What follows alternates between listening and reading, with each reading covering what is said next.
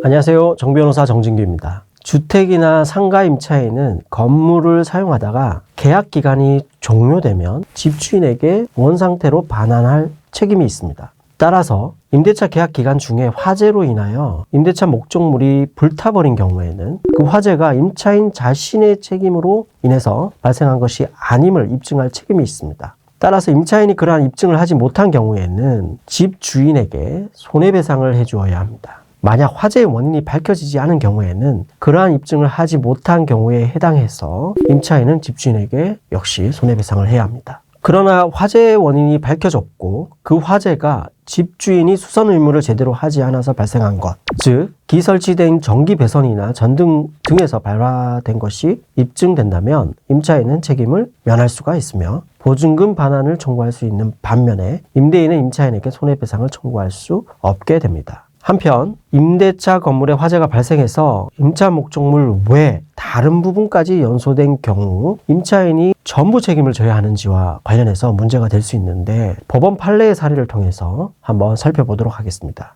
A씨는 경기도에 위치한 150평 규모의 임차 상가 건물에서 골프용품을 판매하고 있었습니다. 이 상가 건물은 2층짜리 건물로서 2층은 물류창고로 사용되고 있었는데 2층은 A씨의 임차 목적물 범위에 포함되지 않았습니다. A씨는 1층에서 영업을 했던 것이죠. 그런데 어느 날 이 건물에 화재가 발생해서 2층 물류창고 전부와 1층 골프용품 매장 일부가 소실되었습니다. 소방당국의 현장 조사 결과 발화 지점은 2층인 것으로 추정되었습니다. 상가 건물 주인인 B씨는 1층 임차인인 A를 상대로 1층 부분뿐만 아니라 2층 부분 소실에 대한 책임을 물어 손해배상 청구의소를 제기하였습니다. 1심 소송 중에 법원은 화재 발생 원인에 대해서 국립과학수사연구원에 감정을 진행했고 그 결과 불은 최초 소방당국의 화재 조사 결과와 달리 1층에서 시작되었고 화재 원인은 불명으로 판정되었습니다.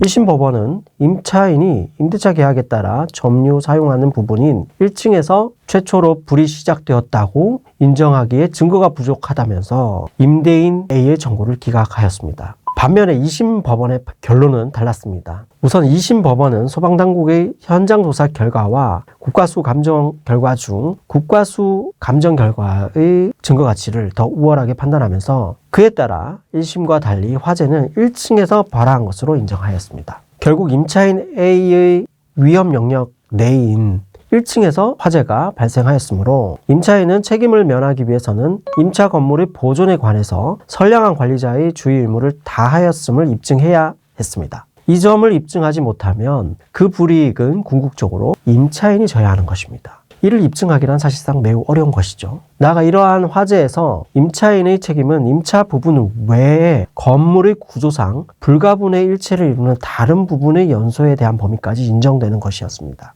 이러한 법리에 따라 2심 법원은 임차인 A에게 1층과 2층 연소 전부에 대한 손해배상 책임을 인정하였습니다. 임차인 A씨는 대법원에 상고를 하였는데 대법원에서 다시 한번 반전이 일어나게 됩니다. 대법원에서는 임차인 A의 손해배상 범위와 관련해서 임차 대상이 아닌 2층 부분에 대한 책임을 제외하는 판결을 하였습니다. 대법원은 임차 외 건물 부분이 구조상 불가분의 일체를 이루는 관계에 있는 부분이라 하더라도 그 부분에 발생한 손해에 대하여 임대인이 임차인을 상대로 채무 불이행을 원인으로 하는 그 부분에 발생한 손해에 대하여 임대인이 임차인을 상대로 채무 불이행을 원인으로 하는 배상을 구하려면 이 임차인이 보존관리 의무를 위반하여 화재가 발생한 원인을 제공하는 등 화재 발생과 관련한 임차인의 계약상 의무 위반이 있었고 그러한 의무 위반과 임차 외 건물 부분의 손해 사이에 상당 인과관계가 있으며 임차 외